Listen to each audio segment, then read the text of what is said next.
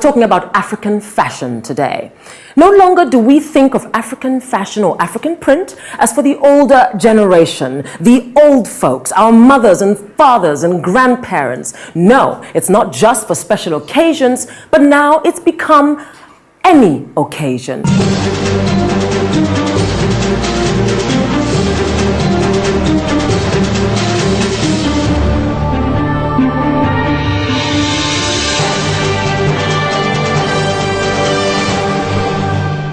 Kwame, you know, a little bit earlier, I had with me on the window seat Aya Morrison, and she's a fashion atelier and entrepreneur. And I asked her a question about Friday wear, because that's an innovation here in Ghana. You know, abroad we call it casual Friday. People wear jeans, but over here it's African print on a Friday. What do you think about that?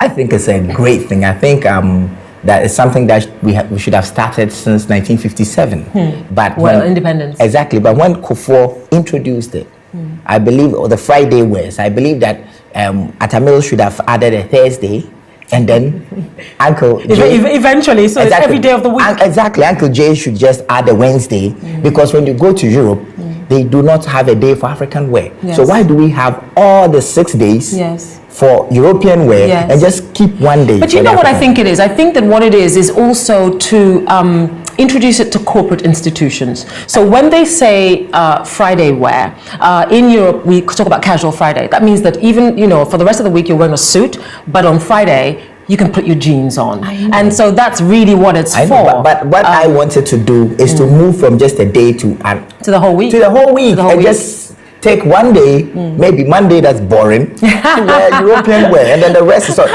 Can you imagine how the fashion industry in Ghana would grow if we were wearing our clothes, our prints, every day except Monday? But you know what? I mean, a word of encouragement. I actually think that because they've introduced it on Fridays and they've kind of formalized it, and it's still a choice, of course, people do make the choice to wear African print on other days of the week. Yes. They do. I do. And I know lots of people who do. But what this also does is that institutions can go buy some fabric, say to their staff, banks even, and put them in yes, which I think is wonderful. So in any event, it's creating jobs, and it's promoting the print industry, and it's fostering, you know, pride in our culture in our prints. Can I ask you a question? I'm sure a lot of people will perhaps be wondering, okay, so here's a man who is involved in, he says he started off rapping. He loves to wear his African print because when he was living in the States, he tried to put himself in the shoes of the Westerner, looking at Africa from that perspective, so that when you came here, you decided to push the whole Africanness. Exactly. Yes? Are there any moments, Kwame, when you think to yourself, when you get dressed for performance, when you just want to swag it up a little, and do you think that the African wear helps you do that, or can it be a little bit preventative? Yeah.